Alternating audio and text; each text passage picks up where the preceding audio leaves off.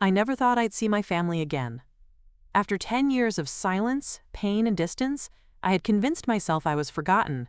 But then one day, an envelope arrived. I recognized the handwriting instantly. It was my mother's. Inside was an invitation, my sister Emma's wedding. My heart raced. 10 years. A whole decade had passed since I left home. Could I really show up after everything? Would they even want me there? I stared at that invitation for hours, memories flooding back, of laughter, of fights, of the night I left. I felt small again, like that hurt teenager who had walked away. But something inside me whispered, "This is your chance." I didn't know if I would be welcomed. I didn't know if I could handle seeing their faces again. But I knew I had to go. I owed it to myself. And maybe, just maybe, I owed it to Emma too. The plane ride felt endless. Every mile brought me closer to a past I wasn't sure I was ready to face.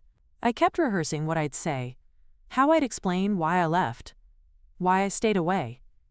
But no words felt right. I gazed out the window, remembering the night I ran.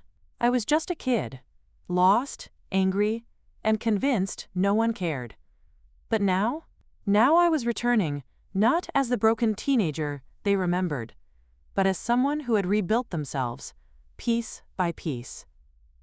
As the plane descended, my hands trembled. Would anyone recognize me? Would they care? I stepped off that plane, feeling like a ghost returning to the land of the living.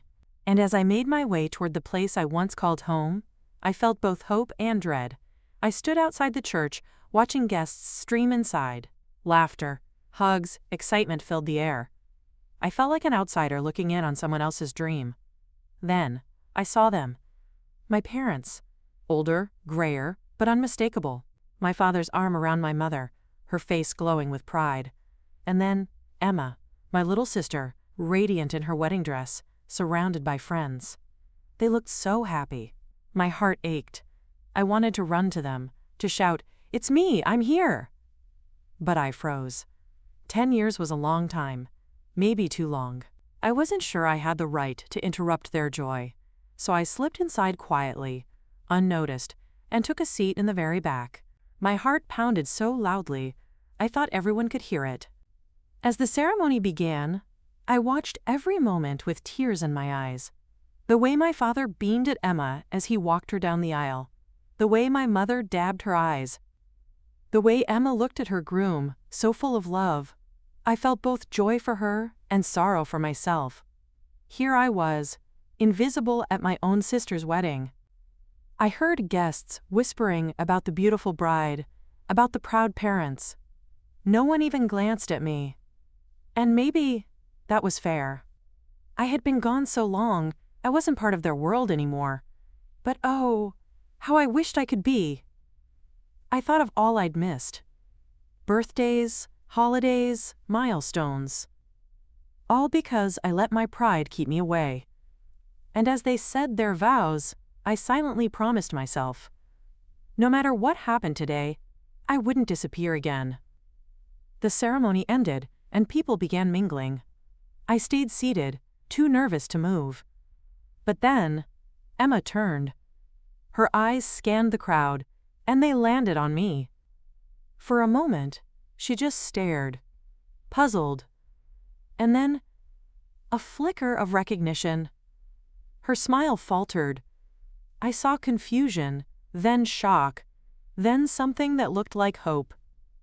She took a step toward me, hesitated, and whispered something to her new husband. Then she started walking. My heart raced. I stood, trembling. She stopped a few feet away, tears brimming in her eyes. "Is it really you?" she said, her voice breaking. I nodded, unable to speak. And then, before I could blink, she threw her arms around me. 10 years melted away in that embrace. "I thought I'd lost you forever," she sobbed. "I thought you didn't care." And all I could say was, "I'm so sorry, Em. I never stopped caring." Emma pulled me into the reception hall, hand in hand as if she was afraid I'd vanish again. My parents saw us. My mother gasped, her hand flying to her mouth. My father looked like he'd seen a ghost. The room fell silent. Every eye was on us. I wanted to disappear, but Emma held me firm. My mother stepped forward first. Her eyes searched my face as if trying to believe it was really me. Then she reached out, hesitantly, and touched my cheek. "My baby," she whispered, tears streaming down. My father followed, his eyes red. "We thought we'd lost you," he said hoarsely, and all I could do was say, "I lost myself.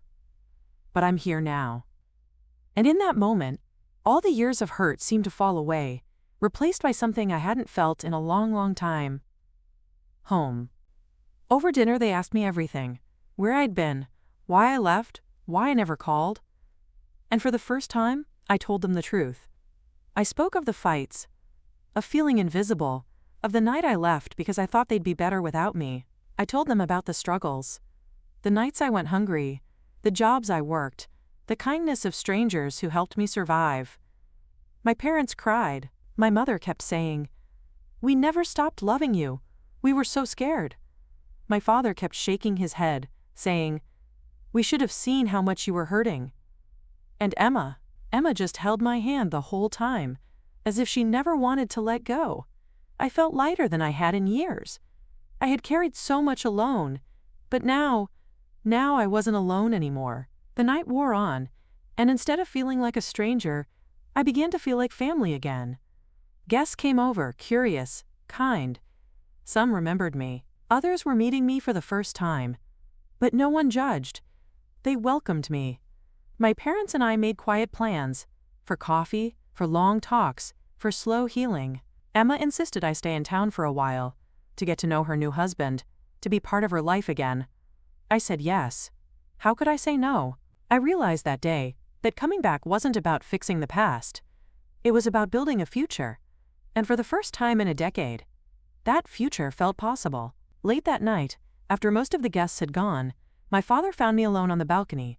We stood in silence for a while, looking at the stars. Then he said quietly, "I failed you. I should have been there. I should have seen what you needed." His voice cracked, and for the first time, I saw how much he had carried too. I shook my head. "We both made mistakes. But I'm here now. That's what matters." He nodded, tears in his eyes, and then he did something I hadn't felt in so long. He hugged me, tight. And in that hug, I felt years of pain start to heal. When I woke the next morning, the sun was shining, and my heart felt lighter than it had in years. I looked around the little town that once felt like a prison, and saw it for what it was: home. I knew there would be hard conversations ahead, wounds that wouldn't heal overnight. But I also knew this: I wasn't running anymore. I had found my way back, and no matter how long it took, I would rebuild those bonds. My sister's wedding gave me a second chance, and this time, I wasn't going to waste it. And to anyone listening who feels lost, who feels like too much time has passed, it's never too late to go home.